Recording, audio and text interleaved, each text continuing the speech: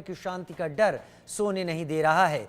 जमीन, समंदर, आसमान, भारत कहां से और कब हमला करेगा, इसका खौफ शहबाज और मुनीर की सेना में साफ दिख रहा है। पाकिस्तान जानबूझकर एलओसी पर उकसावे की नीति से बेवजह सीजफायर का उल्लंघन कर रहा है, जिसका मुंहतोड़ जवाब भारतीय सेना दे रही है। भारतीय नौसेना, वायुसेना और सेना की जंगी तैयारी से डरा सहमा घबराया पाकिस्तान इस बात से अनजान है कि भारत का अगला कदम क्या होगा। प्रधानमंत्री मोदी ने सेना को खुली छूट दे दी है। रक्षा मंत्री राजनाथ सिंह और तीनों सेना प्रमुखों के साथ लगातार बैठकों का दौर जारी है और ये इस बात का संकेत है कि पाकिस्तान पर हमले का काउंटडाउन शुरू हो चुका है। अब पाकिस्तान का क्या होगा? क्या पाकिस्तान का नक्शा दुनिया से गायब होगा? मैं अपने गेस्ट पैनलिस्ट से चर्चा भी करूंगा, लेकिन उससे पहले यह रिपोर्ट देखिए। पहलगाम की 13वीं पूरी शुरू हुई पाक की उल्टी गिनती। तूफान से पहले की शांति, पाकिस्तान पर हमला कभी भी। हवा, समंदर या जमीन से अटैक, शहबाज मुनीर को नहीं लगेगी भनक। पहलगाम में आतंकी हमला कर पाकिस्तान ने बड़ी गलती कर दी है। भारत का अगला कदम क्या होगा, ये सोच सोच कर शहबाज और मुनीर की सिट्टी पिट्टी गुम है। भारत कब, कहां से और कैसे हमला करेगा, पाकिस्तान इसकी कल्पना भी नहीं कर पा रहा है। पहलगाम के गुनहगारों और उसके आकाओं को मिट्टी में मिलाने का ब्लूप्रिंट तैयार हो चुका है। किसी भी वक्त इसके नतीजे सामने आ सकते हैं। भारत की थल सेना, वायुसेना और नौसेना पाकिस्तान से वैसे ही बदला लेने के लिए तैयार है जैसा देश चाहता है। मैं आपको आश्वस्त करना चाहता हूं, प्रधानमंत्री मोदी जी के नेतृत्व में जैसा आप चाहते हैं वैसा होकर रहेगा।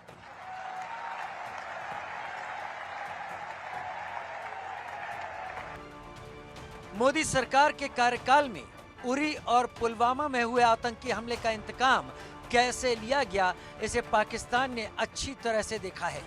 उरी हमले के बाद पीओके में घुसकर आर्मी ने सर्जिकल स्ट्राइक की और आतंकियों के ट्रेनिंग कैंपों और टेरर लॉन्च पैड को तबाह कर दिया।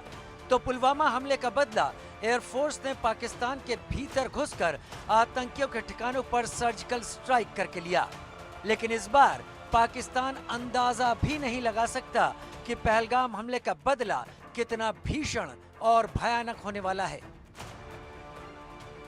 पाकिस्तान पर आक्रमण के लिए आर्मी, एयरफोर्स और नेवी पूरी तरह से तैयार हैं। पाकिस्तान से कैसे बदला लेना है, प्रधानमंत्री मोदी ने तीनों सेनाओं को खुली छूट दे रखी है। नौसेना ने अरब सागर में युद्धाभ्यास कर लिया है। अपने युद्धपोतों से नेवी ने कई एंटी शिप मिसाइल फायरिंग कर लंबी दूरी के सटीक हमलों की तैयारी को साबित कर दिया है। इसके अलावा भी भारतीय नौसेना मिसाइल फायरिंग लेकर तमाम तरह के अभ्यास में जुटी है। भारतीय नौसेना के युद्धपोत अरब सागर में तैनात किए जा चुके हैं। भारतीय नौसेना के नए स्वदेशी मिसाइल विध्वंसक आईएनएस सूरत ने समुद्र में लक्ष्य पर सटीक हमला करने का अभ्यास सफलतापूर्वक पूरा कर लिया है। समंदर में भारतीय युद्धपोतों की तैनाती से पाकिस्तान इतना डरा कि घबराहट में बात बात पर परमाणु हमले की गीदड़ भभकी देने लगा। पाकिस्तान की घबराहट कम भी नहीं हुई थी कि भारतीय वायुसेना ने शाहजहांपुर में गंगा एक्सप्रेसवे पर ऐसा दमखम दिखाया कि पाकिस्तान को सांप सूंघ गया है। Rafale, Miraj, Sukhoi, Jaguar, AN-32 जैसे लड़ाकू विमानों की ताकत ने शहबाज और मुनीर की नींद उड़ा दी। दिन हो या रात, ये लड़ाकू विमान किसी भी समय पाकिस्तान को मटियामेट करने की ताकत रखते हैं। नेवी और एयरफोर्स के साथ ही इंडियन आर्मी भी पाकिस्तान को मिट्टी में मिलाने के लिए तैयार है। T-90 Bhishma tank, Arjun MK-1A और T-72 जैसे 4500 से ज्यादा घातक टैंकों के अलावा DRDO के विकसित मानव रहित युद्धक वाहन पाकिस्तान को मिट्टी में मिलाने के लिए तैयार हैं। भारत ने पाकिस्तान को चारों तरफ से घेर लिया है। जमीन, समंदर, आसमान से एक साथ हमले के लिए भारतीय फौज तैयार है। पाकिस्तान पर हमले की तैयारी भारत की धरती ही नहीं बल्कि दूसरे देशों से भी पूरी हो चुकी है। वायुसेना के लड़ाकू विमान कहां से पाकिस्तान पर एयर स्ट्राइक करेंगे, ये किसी को पता नहीं है। कुछ ऐसे भी एयरबेस हैं जो गुप्त हैं। कूटनीतिक और सैन्य तैयारियों के साथ भारत आतंकवाद के खिलाफ निर्णायक लड़ाई लड़ने को तैयार है। पाकिस्तान को उसके किए का अंजाम भुगतना ही होगा। Bureau report, India news.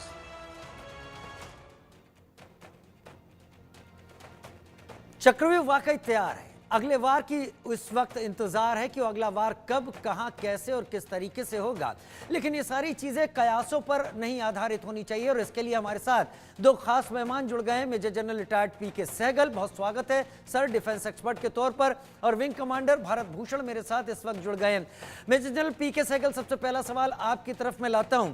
जो अभी हालात है, पाकिस्तान की तरफ से बहुत बयानबाजियां हो रही हैं, वो अपनी हदों को भी पार कर रहे हैं बयानबाजियां करते हुए, और उनका एक राइडर हर बार यही होता है कि वो एटॉमिक वेपन का इस्तेमाल कर देंगे। लेकिन भारत खामोश है। इस वक्त बैठक चल रही है, मीटिंग चल रही है। जंग के पहले क्या तैयारी इसी तरीके से होती है कि अपने दुश्मन को मात देनी है, तो क्या, कब, कहां, यह तय करना बहुत अहम होता है? हमारा मीडिया भी खामोश है, देशवासी भी खामोश है। वो साफ तौर पे पूछ रहे कब, क्यों, किस समय होगा, लेकिन इसके अलावा कोई जबरदस्त प्रेशर नहीं है सरकार के ऊपर। सरकार संयम बरती हुई है। ये साफ तौर पर दर्शा रहा है कि हम बड़े सोच समझ के अगला फैसला ले रहे हैं।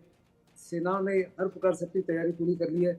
अगला कार्रवाई जब भी होगी बड़ी स्विफ्ट होगी, बड़ी स्पीडी होगी, बड़ी सरप्राइज होगा और सीक्रेट होगी।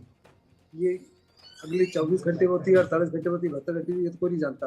लेकिन वास्तव में इस बारी का जो युद्ध है बड़ा भयानक होगा, पाकिस्तान के लिए बड़ा डिस्ट्रक्टिव होगा। इसका मकसद इस बारी है कि पाकिस्तान की सेना की जो कार्रवाई है, जिसके माध्यम से वो हिंदुस्तान के खिलाफ बार बार साजिश करते हैं, उसको बर्बाद करना। अगर आपको याद है, जब हमने उरी सर्जिकल स्ट्राइक की थी तो हमने उनके टेररिस्ट ट्रेनिंग कैंप्स और लॉन्च पैड के खिलाफ की थी। जब हमने बालाकोट स्ट्राइक की थी, वो भी टेररिस्ट ट्रेनिंग हेडक्वार्टर के खिलाफ की थी। इस बारी जो है, हमारे प्रधानमंत्री ने साफ तौर पे कहा कि जो इनके पीछे है, यानी जो इनको प्लानिंग में और एग्जीक्यूशन में मदद करते हैं, साफ तौर पे इशारा है पाकिस्तान की आर्मी और आईएसआई का, उनको भी नहीं बख्शेंगे और उनको ऐसा सबक सिखाएंगे जिसका उनको अंजाम भी नहीं है। इस समय मुझे साफ तौर पे नजर आता है कि वहाँ के अवाम जो है, उनका पाकिस्तान की आर्मी के ऊपर से भरोसा हट रहा है। बड़े पैमाने पर वो साफ तौर पे जानते हैं कि उनके जो जनरल है वास्तव में फौजी नहीं है। वो तो साफ तौर पे उनके जो पत्रकार है वो कह रहे हैं कि हमारे जो जनरल्स हैं वो सारे के सारे बिजनेस मैनेजर्स हैं। जितना भी कारोबार है वहाँ पे, इंडस्ट्री चल रही है, फैक्ट्री चल रही है, सब यही चला रहे हैं।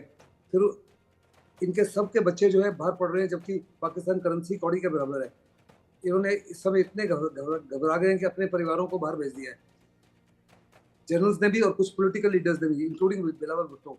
ये साफ तौर पर दर्शाता है कि इनको आवाम की फिक्र नहीं है। और इसी को निगाह में रखते हुए बहुत बड़े पैमाने पर आज पाकिस्तान का अवाम जो है उनकी आर्मी और आईएसआई के खिलाफ हो रहा है।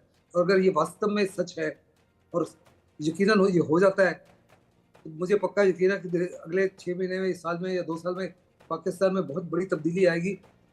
मिलिट्री को हमेशा से बैरक्स में भेज दिया जाएगा और एक खुलकर सिविलियन एडमिनिस्ट्रेशन आएगी जो वास्तव में पाकिस्तान को कंट्रोल करेगी। सिविल एडमिनिस्ट्रेशन किसी प्रकार से पाकिस्तान और हिंदुस्तान के अंदर बैर नहीं चाहती। नवाज शरीफ के परिवार जो थे, जो दूसरा परिवार है, वो सारे बिजनेसमैन हैं। वो साफ साफ तौर पे समझते हैं कि हिंदुस्तान के साथ समझौता करना चाहिए, हिंदुस्तान के साथ बिजनेस करना चाहिए, हिंदुस्तान के साथ ट्रेडिंग करना चाहिए, तो दोनों देश के हित में होगा और साथ को आगे ले जाना चाहिए।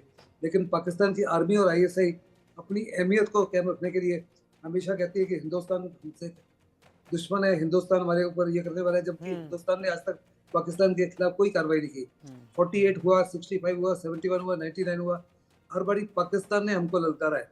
जवाबी कार्रवाई में हमने उनको मुंह तोड़ जवाब दिया है। अभी भी देखो, हमारी तरफ से खामोशी है। अनप्रोवोक्ड फायरिंग पाकिस्तान 40 बारी सीज़फायर वायलेशन कर चुका है। हिंदुस्तान की तरफ से एक भी जान या माल का नुकसान नहीं हुआ, क्योंकि जान और माल का नुकसान था तो मीडिया उसको खूब उछालता देश के सामने। लेकिन जो हमने जवाबी कार्रवाई की है, यकीनन पाकिस्तान की बहुत सारी पोस्ट उड़ा दी है। पाकिस्तान के जितने भी वॉच टावर्स हैं वो खाली हैं, वहाँ से रेंजर्स उठ के भाग गए हैं। पाकिस्तान की जो फ्रंटियर पोस्ट हैं, बहुत सारी पोस्ट खाली हो गई हैं। उनके जनरल बाजवा जो है, जो पुराने चीफ थे, उन्होंने साफ तौर पे इस दौरान रिकॉर्ड टू से कि पाकिस्तान के पास में 3 से 4 दिन से ज़्यादा लड़ने का सामान नहीं। जहाँ तक अमेरिका का ताल्लुक है, अमेरिका ने साफ तौर पर पाकिस्तान को इशारा किया है कि वो F-16 को हिंदुस्तान के खिलाफ इस्तेमाल करने का इजाज़त नहीं देता। और जो चाइनीज से हवाई जहाज उनके पास हैं, आज पाकिस्तानी पायलट्स को उनके ऊपर भरोसा नहीं। उनको साफ तौर पर लग रहा है कि हिंदुस्तान बहुत बड़े पैमाने पर सरगोदा एयरबेस के ऊपर हमला कर सकता है, जहाँ बहुत बड़े पैमाने पर उनके कई प्रकार के जहाज खड़े हैं। और वो साथ ही साथ कोशिश की जा रही थी बीएलए के माध्यम से और तरीके तालिबान पाकिस्तान के माध्यम से उनके F-16 को चुराने के लिए।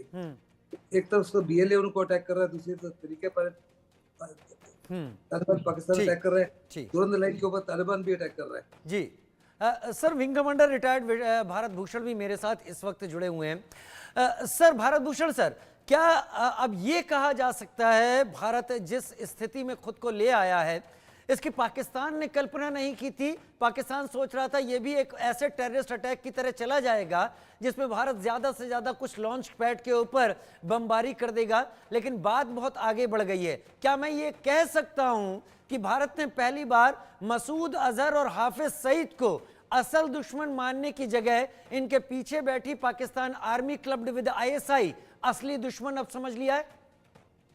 हाँ जी, ये करेक्ट है कि जो हमने जो पहले अब की बार आइसोलेटेड अटैक किया था पिछली बार, अब की बार तो सारे मतलब जैसे प्राइम मिनिस्टर ने कहा है कि जितने भी उसके पीछे हैं, जितने लोग ये लगे पड़े, सबको हम देखेंगे।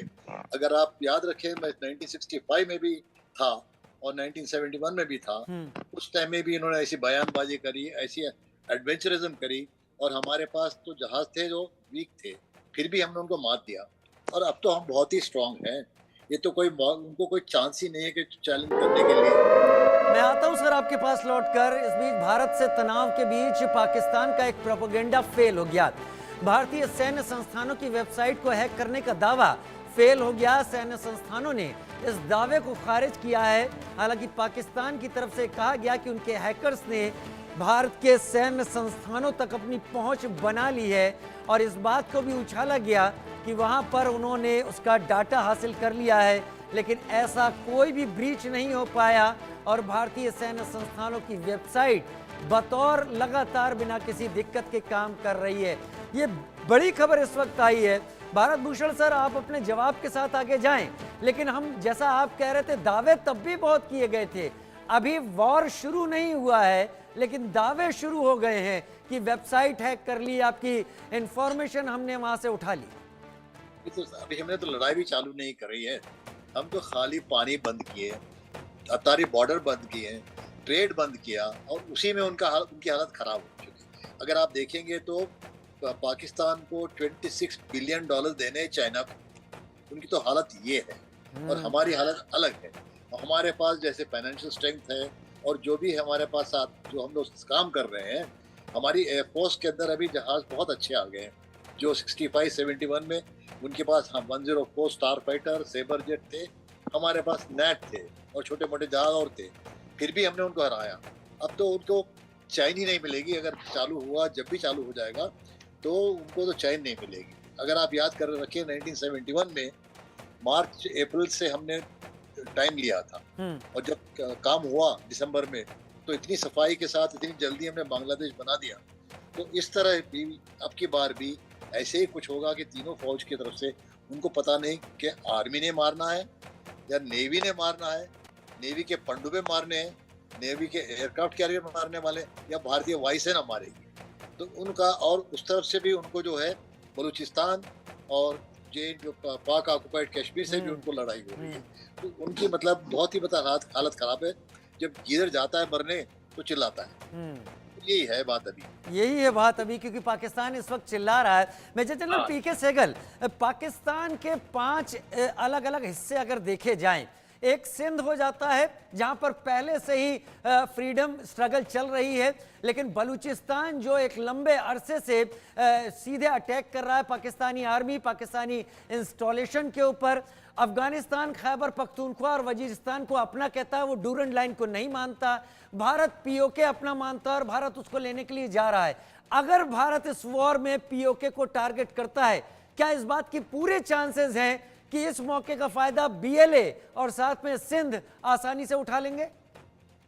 तो भारत का पीओके की तरफ शायद नहीं बढ़ेगा, क्योंकि पीओके के ऊपर हमला करने का मतलब है कि हम चाइना का जो सीपैक है, जो $65 बिलियन इन्वेस्टमेंट है, उसको डुबोने जा रहे हैं। तो वास्तव में 2 फ्रंट वॉर हो सकता है और हिंदुस्तान कभी भी नहीं चाहेगा कि 2 फ्रंट वॉर हो। पीओके के तो हमारे साथ वैसे ही जुड़ जाएगा। वहाँ पे इंसर्जेंसी स्टार्ट हो गई है और इंसर्जेंसी को कंट्रोल करने के लिए पाकिस्तान के पास वो दम नहीं है, हिम्मत नहीं है। एक इंसर्जेंट को कंट्रोल करने के लिए 50 सैनिकों की आवश्यकता होती है। एक कंगाल पाकिस्तान के पास इस माफी की क्षमता नहीं है, इसलिए हमको धैर्य रखना है। जहाँ तक बलूचिस्तान का ताल्लुक है, 2 बड़ी सिटीज जो हैं वजीरिस्तान और कराट जो है, हर प्रकार से उनको फ्री करा लिया गया है। पाकिस्तान की सरकार और पाकिस्तान की आर्मी का वहाँ पे हुकूमत नहीं भी चल रही। और जहाँ तक पख्तूनख्वा है, पख्तूनख्वा में भी बहुत सारे इलाके हैं जिनको कम्प्लीटली लिबरेट कर लिया है। जहाँ तक अब अफगान बॉर्डर दुरन लाइन के ऊपर बात कर रहे हो, अफगानियों ने साफ तौर पे कहा कि आपने 800,000 हमारे नागरिकों को आपने डिपोर्ट किया है, लेकिन आपने अपने नागरिकों को तो लेने से मना कर दिया है। इसलिए तकरीबन 3 मिलियन अफगानीज हैं पाकिस्तान में। अभी बाकियों को हम नहीं लेंगे, क्योंकि आपने भी अपने नागरिकों को नहीं दिया, तो हमने उससे सीख ले ली है। इसका पूरा फायदा बलूचिस्तान और तहरीक तालिबान पाकिस्तान और तालिबान उठा रहा है। कल बलूचिस्तान ने अपना नया झंडा जो है वो भी दर्शाया, अपनी नए कॉइन्स भी दर्शाए, नए स्टैम्प्स भी दर्शाए, और अपने प्राइम मिनिस्टर जो कौन होगा उनकी भी घोषणा कर दी है। उन्होंने कहा हमारे जो प्राइम मिनिस्टर है वो अनफॉर्चुनेटली उनको भी जेल में बंद किया हुआ है, बिल्कुल उसी माफी जैसे इमरान को किया हुआ है, लेकिन यकीनन उनको फ्री करना पड़ेगा। और मुझे साफ तौर पे लगता है कि पाकिस्तान के टुकड़े जो हैं वो होके रहेंगे। जहाँ तक सरकार का ताल्लुक है, सरकार ने 2 बड़ी डिसीजन लेनी है। एक तो स्ट्रेटेजिक डिसीजन है, ये फैसला कि क्या हम जंग करेंगे या नहीं करेंगे, ये सरकार का डिसीजन है। तो सरकार ने फैसला कर लिया कि हम बड़ी कार्रवाई करने हैं। सेकंड, पॉलिटिकल एम क्या है? आर्म फोर्सेस को फ्री हैंड तो दिया, लेकिन पॉलिटिकल एम जो है क्लियरली सरकार ने स्पेल आउट किया है। उसका वर्णन मैं ना कर सकता हूँ, ना मेरे को पता है, लेकिन सरकार ने पॉलिटिकल एम क्या है वो भी, और फिर फौज को कहा कि अभी इस पॉलिटिकल एम को निगाह में रखते हुए आपको कम्प्लीटली फ्रीडम है, इसको कैसे अचीव करना है। It has to be an integrated effort by all the 3 services. और ये सारी जगह पे, चाहे पीओके में एक्शन हो या पंजाब में एक्शन हो या जहाँ भी एक्शन होगा, it be an integrated action by all the 3 services. और पाकिस्तान को ऐसी मार लगेगी जिसका उनको अंदाजा ही नहीं लगा। मुझे साफ तौर पे नजर आता है कि this could be the beginning of the end of the Pakistani army and ISI। अब जब से हिंदुस्तान आज़ाद हुआ है, तब से पाकिस्तान की आर्मी और ISI जो है अपने लोगों को कहती रही है, अपनी अहमियत को कायम रखने के लिए कि हिंदुस्तान से खतरा है, हिंदुस्तान से खतरा है, हिंदुस्तान से खतरा है। जब हिंदुस्तान साफ तौर पर कहता रहा है कि हमको कोई इरादा ही नहीं है, हमारा इतिहास देखो, हज़ारों साल तक हमने किसी देश को इन्वेट नहीं किया, लेकिन अगर आपने हमको तंग किया तो हम आपको छोड़ेंगे नहीं। 1965 की जो वॉर थी, जिसका जिक्र विंग कमांडर कर रहे थे भारत भूषण, उस समय पाकिस्तान के साथ अमेरिका भी खड़ा था, ब्रिटेन भी खड़ा था। उनके पास लेटेस्ट हवाई जहाज थे, समय सेवर्स एंड सुपर सेवर्स 65 में। हमारे पास वर्ल्ड वॉर 2 विंटेज के तूफानी थे, मिस्टियस थे, वेम्पायर्स थे और कैनबरास थे। उनके पास पैटर्न टैंक थे जो दुनिया के सबसे बेहतर टैंक थे। हमारे पास वर्ल्ड वॉर 2 के सेंचुरियन शर्मन स्टुअर्ट थे। उनके तोपखाने की रेंज 21 किलोमीटर थी, हमारा तोपखाने की मैक्सिमम रेंज 11 किलोमीटर थी। जब लड़ाई हुई तो जीत हमारी हुई, क्योंकि जो सैनिक था उसका मोराल, उसका motivation, cause for which is fighting, उसकी ट्रेनिंग और लीडरशिप पाकिस्तान से सुपीरियर थी। और हिंदुस्तान एकजुट होकर हमारी सेना के पीछे खड़ा था, सरकार के पीछे खड़ा था। 71 में उसने 12 फ्रंटलाइन एयरफील्ड पर अचानक हमला किया, 13 ही दिन में हमने उसके 2 टुकड़े कर दिए। दुनिया के इतिहास में ऐसा कोई पैरेलल एग्जांपल नहीं। 93,000 पाकिस्तानी ट्रूप्स ने सरेंडर किया। अगेन दुनिया के इतिहास में ऐसा कोई पैरेलल एग्जांपल नहीं। कोई भी फौज अगर दूसरे देश में जाती है लूट, उसको इन्वेड करने के लिए, डिफेंड करने के लिए, अक्सर उसके सैनिक जो है बलात्कार, लूटपाट करते हैं। हमारी सेना वहाँ तकरीबन 6 महीने रही, एक भी एलिगेशन नहीं हुई बांग्लादेश की तरफ से। जो सेंसिटिविटी, जो कंपैशन, जो इंटेग्रिटी, जो कैरेक्टर आपने दर्शाया, दुनिया देख के दंग रहेगी। ये है फौज, और पाकिस्तान साफ तौर पर जानता है इस फौज का मुकाबला कर रहे हैं। इसीलिए पाकिस्तान की तरफ से ऐसे बयान सामने आ रहे हैं जो इस बात को दिखाते हैं कि वो हड़बड़ाहट में कुछ भी बोल दे रहे हैं। विंग कमांडर भारत भूषण, अगर ये वॉर ऑन द कार्ड्स है, अगर 5वीं लड़ाई होना करीब करीब तय हो चुका है, क्या आप भी इस बात को अच्छी तरीके से महसूस करते हैं और समझते हैं कि ये 5वीं लड़ाई पाकिस्तान नाम को मिटाएगी और अलग अलग कंट्रीज 3 या 4 पाकिस्तान की इस टेरिटरी में से निकाल देगी? पहली बार हम जो करेंगे, जो भी एक जबरदस्त हमला करेंगे, लेकिन पाकिस्तान का टुकड़ा होना थोड़ा शायद टाइम लग जाएगा, क्योंकि इंटरनल डिस्टर्बेंस से खुद ही अपने आप ही वो तैयार होंगे तोड़ने के लिए। उस टाइम पे हमारे को और एक मौका मिलेगा कि भाई इनको पूरा खत्म ही करो, क्योंकि जड़ से निकाल दो। जब तक रहेंगे ये हमको तंग करते रहेंगे। सेम अपना कहानी इनकी तो वो जाएगी नहीं ना, हैबिट जो है कि जहादी भेज दो, जवादी ट्रेन, सारी दुनिया की तो जड़ है, वो ट्रेनिंग सेंटर है जहादियों का। तो वो तो ऐसे होगा जब मेरे को लगता है कि इस बार मारेंगे धमाका, लेकिन थोड़ा वो जल्दी सीखेंगे नहीं। अब उसके बाद यही होगा कि पाकिस्तान टूटेगा। अब जब हमने पानी बंद कर दिया तो सिंध में प्रॉब्लम हो जाएगी, पंजाब में प्रॉब्लम हो जाएगी, और वैसे ही डूरैंड लैंड लेके अफगानिस्तान से वो प्रॉब्लम हो रही है। और बलूची तो कभी भी उनके साथ थे नहीं, इन्होंने ऑक्युपाई करके लिया है उनको, तो वहां पे तो ऑलरेडी चल ही रहा है। तो ये पहली बार जो चलेगी, शायद टूटेगा नहीं, लेकिन टूटने के नजदीक आ जाएगा। टूटेगा नहीं लेकिन टूटने के नजदीक आ जाएगा। मेजर जनरल पीके सहगल, इस लड़ाई में या इस वॉर में जिसके बारे में अभी हम चर्चा कर रहे हैं ना, हम इस बात का जिक्र कर रहे हैं ये कब होना है, क्योंकि हमसे बेहतर भारत के तीनों सेनाध्यक्ष, सीडीएस और सरकार इस बारे में तय करेगी और जानती है। लेकिन इस लड़ाई में आने वाले नुकसानों को कम करने के लिए आर्मी किस तरीके से खुद को तैयार करती है, आपका पुराना अनुभव क्या कहता है? द वेरी फैक्ट कि हम अभी तक हमने जंग शुरू नहीं की, आर्मी हर प्रकार से, आर्मी नेवी एयरफोर्स हर प्रकार से अपने आप को तैयार कर रही है और अब्जॉर्बिंग द रिटेलिएशन तो अवश्य होगा और पिछली बारी से ज्यादा सख्त और भयानक होगा। और हम हर प्रकार से अपने आप को तैयार कर रहे हैं। जिस दिन हम हर प्रकार से तैयार हो जाएंगे, हमारे एयर डिफेंसेस डिप्लॉयड हो जाएंगे, हमारे रडार्स डिप्लॉयड हो जाएंगे, हमारे फॉरवर्ड फोर्सेस डिप्लॉयड हो जाएंगे, हमारे कॉम्बैट एयर पेट्रोल्स हर एयर बेस के ऊपर और हमारे एयर डिफेंस रिसोर्सेज हर बेस पर तैनात हो जाएंगे। हमारे एंटी ड्रोन कैपेबिलिटी और ड्रोन कैपेबिलिटी जो है बहुत रेडी हो जाएगी। फिर cyber warfare, information warfare, psychological warfare, ये सारे के सारे का हम इस्तेमाल कर रहे हैं। Information, misinformation, disinformation, dissipation and ROUGE is a very potent force multiplier, इसका भी हम इस्तेमाल कर रहे हैं। पाकिस्तान के ऊपर कई तरीके से हमले हो रहे हैं। अपने इकोनॉमिक हमले की बात की, पॉलिटिकल की, डिप्लोमेटिक की, सर्जिकल स्ट्राइक की, उनके जो एक्स ट्विटर के वो है बहुत सारे पॉलिटिकल लीडर्स के, इंक्लूडिंग प्राइम मिनिस्टर वगैरह, वो बंद कर दिए। फिर वाटर वॉर्स का फायदा कर रहे हैं। साथ ही साथ अपने जो झेलम का पानी छोड़ा है, पाकिस्तान की जो लाइफ लाइन है LOC के साथ 700 किलोमीटर साथ में जाती है, वहाँ पे आधी से ज्यादा सड़कें जो है डूब गई है, जिससे उनके टैंक की मूवमेंट, उनके फॉरवर्ड डिप्लॉयमेंट जो है बहुत ज्यादा उसके ऊपर असर पड़ेगा।